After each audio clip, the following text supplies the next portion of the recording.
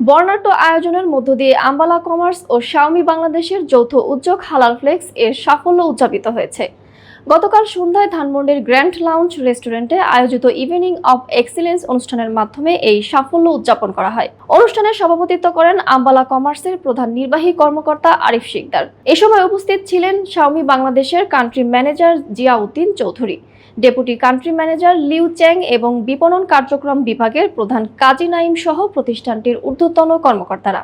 কৃতিত্বপূর্ণ অবদানের স্বীকৃতি স্বরূপ অনুষ্ঠানে ভেরিফিকেশন ও রিকভারি বিভাগের সেরা কর্মীদের ক্রেস্ট, সনদপত্র ও পুরস্কার প্রদান করা হয়। পাশাপাশি শাওমি বাংলাদেশের country manager Ziauddin Chowdhury, deputy country manager Liu Chang, বিপণন প্রধান কাজী নাইম এবং আম্বালা কমার্সের বিভিন্ন বিভাগের প্রধানদের হাতে সম্মাননা স্মারক তুলে দেওয়া হয়। 2026 সালের জানুয়ারি মাসে যাত্রা শুরু করার পর থেকেই হালাল ফ্লেক্স দেশের বিভিন্ন অঞ্চলে গ্রাহকদের কাছে সহজ কিস্তিতে শাওমি স্মার্টফোন পৌঁছে দিয়ে আসছে, যা প্রযুক্তি খাতে আর্থিক অন্তর্ভুক্তি বাড়াতে গুরুত্বপূর্ণ ভূমিকা রাখছে।